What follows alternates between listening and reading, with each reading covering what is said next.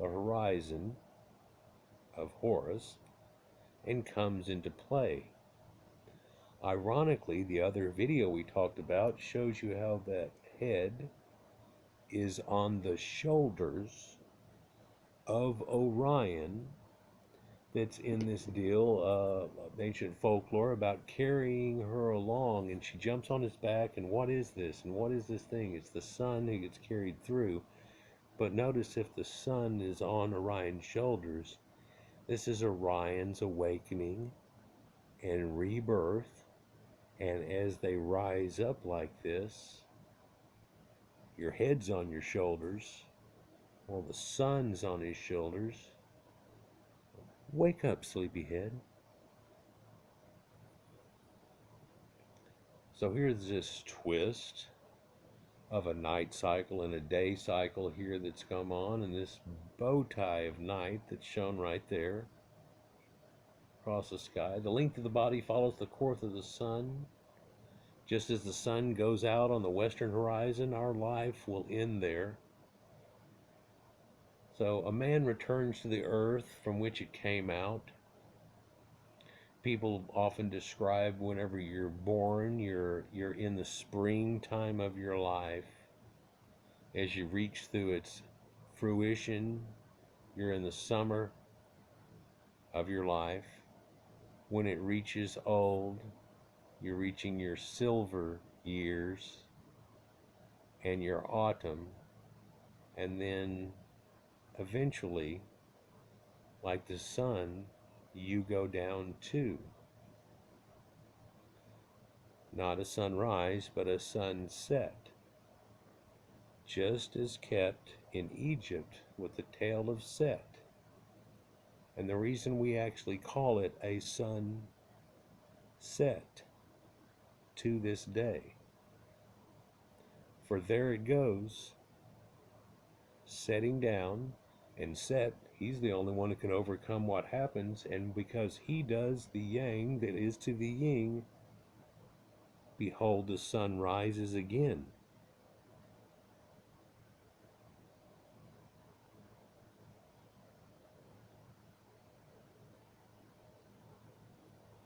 So far we did some astronomy and a bit of astrology, and I did some yakking and showing you pictures, and we did some connection too. Is there a civilization on our planet that would have preserved written memory of this? Well, there are some places that do.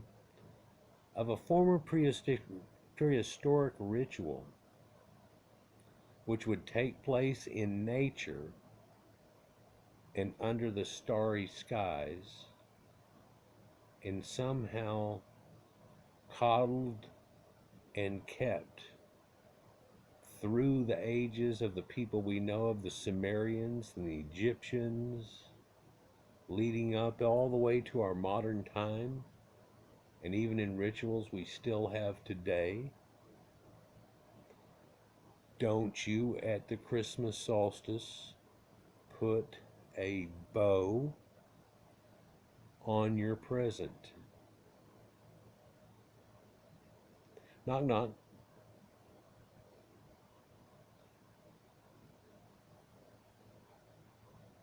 This guy is speaking French, and I've got it translating. That's the reason we don't have it up, to have him do it. Plus, it's one of those situations where, with me double recording it, it doesn't come out well. I tried a few seconds of it to see if it would, the first 30 seconds or so of him talking and stuff, and it doesn't work out well.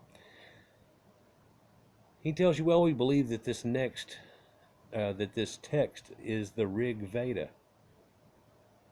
which is the oldest sacred book in India,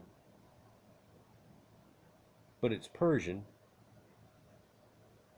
and the people that brought that and the knowledge he's about to show you here, and just one fragment of it, so he doesn't get in too much trouble along with me,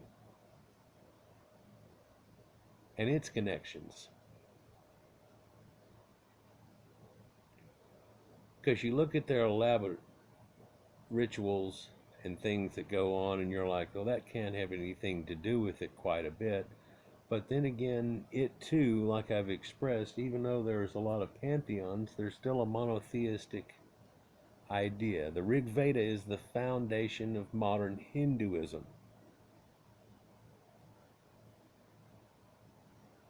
We believe that it's been transmitted orally long time before the invention of writing. So in other words, this comes from the way back machine, as I said before. So you probably think that Hinduism has always been a very complex religion. You know, you see all of these thousands of temples and gods and priests and gurus and stuff going on, these weird things, but not so much. You get into it, and the normal people, not the hierarchy type, do these little rituals that you could imagine going on long, long ago. They just got all of these things steeped up that go along with it and connections that hook to it. It's to be commended that they have taken it to this level and then to hold it separate and sacred, though it comes from a common root. So he's telling you quite the opposite. It's pretty simple. Think again. The specialists of the Rig Veda seem to form a type of monotheism. What? Yep. In which there's a sky god, major sky god, with different names and different forms to this sky god. Dios Pater, the sky god of the ancient Proto-Indo-Europeans and Aryans, that gets pulled into the one that you know of in the Bible and the one that you've heard of in every civilization. Some of them were brought to them, though. So it's a sky god in separate forms. I mean, a lot of times it gets twisted off into, of course, being a storm god, and these people need water and so on, and storms and spring and how it all goes together. And that floods those fields, that floods those rivers and makes it work. And so they automatically get a deification in that situation. But in the ancient Veda, there's not a word which actually talks about reincarnation. I know that's weird to understand or to hear, because you think, well, if I was to say now, name a religion that has reincarnation, it would probably one of the first, if not the first, out your mouth. But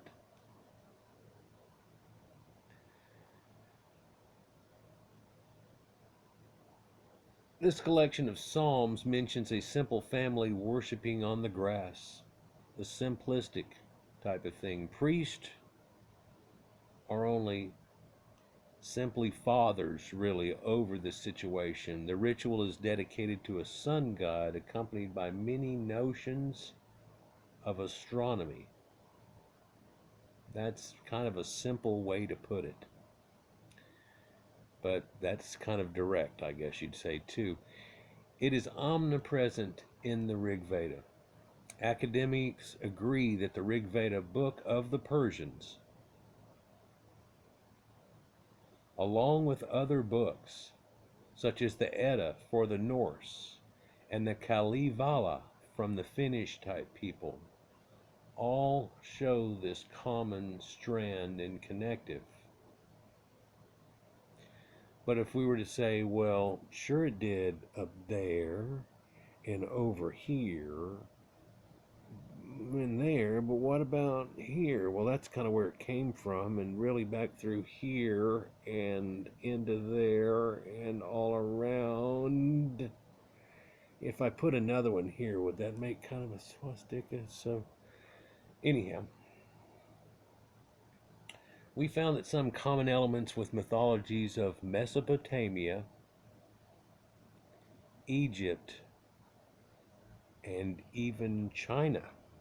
And we did a recent video about that, and the Tarim Basin mummies and so on, and the pyramids that are also found there.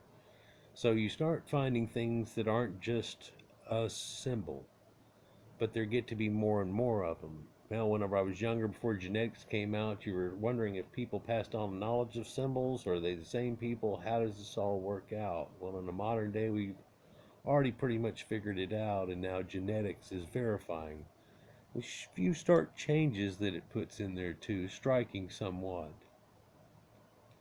So all of these ancient connections our civilizations that we just mentioned, have a connection to this.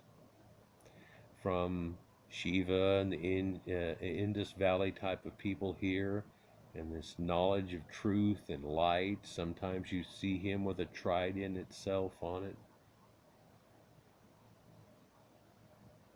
He's also in some texts said to have golden blonde hair and a beard. It drips off of it and so on. Well, what is that? Well, if he's a sun type god, then he's supposed to be going to have that too. But there actually were people that did have that effect, and so it actually worked with the whole thing quite well, that they were attached to. And the three-headed goddess, and the other forms that I can't get into it too much. But then again too, when we looked at that arc that was across there that made up that bow tie, polka dotted star bow tie,